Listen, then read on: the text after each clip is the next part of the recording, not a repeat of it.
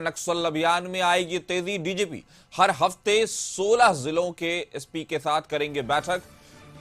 रांची, लातेहार, गढ़वा, पलामू जिला शामिल है। वहीं बोकारो, चतरा, हजारीबाग, रामगढ़ सहित अन्य जिले भी शामिल किए गए। तो डीजीपी हर हफ्ते 16 जिलों में एसपी के संग करेंगे बैठक। नक्सली गतिविधियों को लेकर इस तरह से सरकार, जिस तरह से प्रशासन और सरकार जिस तरह से चुस्त दुरुस्त काम कर रही है, बोकारो, चतरा, हजारीबाग, रामगढ़ सहित अन्य जिले इसमें शामिल होंगे। रांची, लातेहार, गढ़वा, पलामू और बोकारो, चतरा, हजारीबाग, रामगढ़ जैसे जिलों को शामिल किया गया, जो नक्सल अभियान में तेजी लाएंगी। इस खबर पर ज्यादा जानकारी के साथ हमारे सहयोगी संतोष हमारे साथ जुड़ गए हैं। संतोष, जिस तरह से पुलिस प्रशासन पूरी तरह से नक्सलवाद को लेकर, उसकी गतिविधियों को लेकर पूरी तरह से सतर्क चल रही है, तो कह सकते हैं कि इसको लेकर के अभी जो ये डिसीजन लिया गया है, जिसमें खुद डीजी एसपी के संग एक तरह का बैठक करेंगे, एक तरह से पूरी नजर रखेंगे, तो क्या कह सकते हैं, नक्सल अभियान में कमी आएगी? देखिए, झारखंड राज्य के डीजीपी अनुराग गुप्ता ने एक टीम गठन किया। उस टीम में जो आईजी ऑपरेशन है होमकर जी, उसमें उस टीम में है कई जो सीआरपीएफ के बड़े अधिकारी हैं, उस टीम के हिस्से हैं। क्योंकि जिस तरह से डीजीपी जो अनुराग गुप्ता है, उनका निर्देश प्राप्त है कि हर हफ्ता के मंगलवार को जो रांची ही नहीं, कई जो डिस्ट्रिक्ट हैं, लगभग 16 जिले, रांची की बात करें, धनबाद की बात करें, चाईबासा की बात करें, सरायकेला की बात करें, खूंटी की बात करें, गुमला की बात करें, लातेहार, गढ़वा, पलामू, बोकारो, चतरा, हजारीबाग, रामगढ़, गिरिडीह, सिमडेगा और लोहरदगा की बात करें, तो जो झारखंड की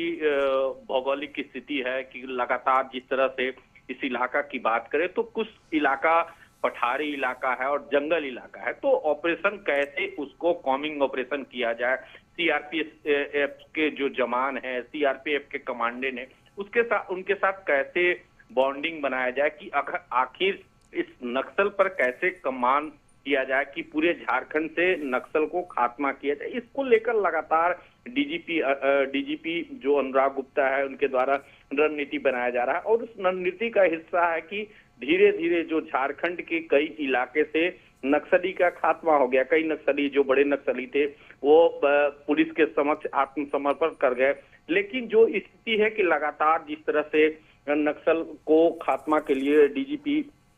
तत्पर दिख रहे हैं और जो आईजी हैं अभियान, तो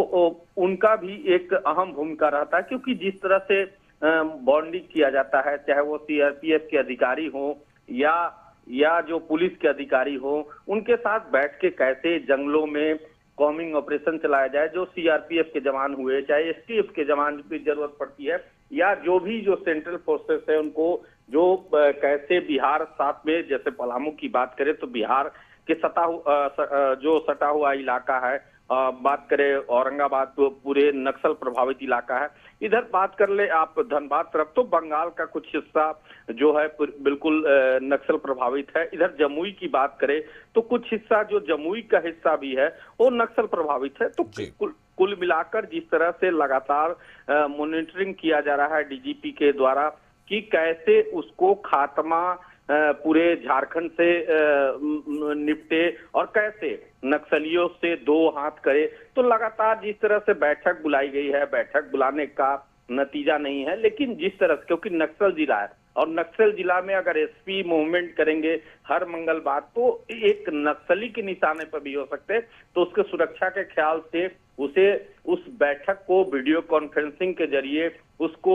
समीक्षा की जाएगी। और हर जिले के एसएसपी और एसपी को पत्र लिखा गया है कि आप पूरा खाका तैयार करें कि उस बैठक में जो वीडियो कॉन्फ्रेंसिंग होगा उसमें डीआईजी रैंक के अधिकारी और कई जो बड़े सीनियर अधिकारी हैं, आईजी रैंक के अधिकारी, तो उस वीडियो कॉन्फ्रेंसिंग में जुड़ेंगे और जो सीआरपीएफ के कई बड़े अधिकारी इस वीडियो कॉन्फ्रेंसिंग में रहेंगे। तो अब कुल मिलाकर जो स्थिति है कि कैसे आप उस पर रणनीति बनाएंगे, उसको लेकर डीजीपी अनुराग गुप्ता ने अपने जो सीनियर एसपी हैं उनको पत्र लिखा है और उस पत्र में उन्होंने मांग किया है कि आपके जो नक्सल क्षेत्र है उसका भौगोलिक स्थिति क्या है, कौन कौन जो जिले में ब्लॉक है या गांव है या प्रखंड लेवल पर किस तरह से आप नक्सलियों को घेरने की कोशिश करेंगे, उसकी रणनीति पे हमें आंकड़ा भेजे और कैसे आप उस पे नक्सल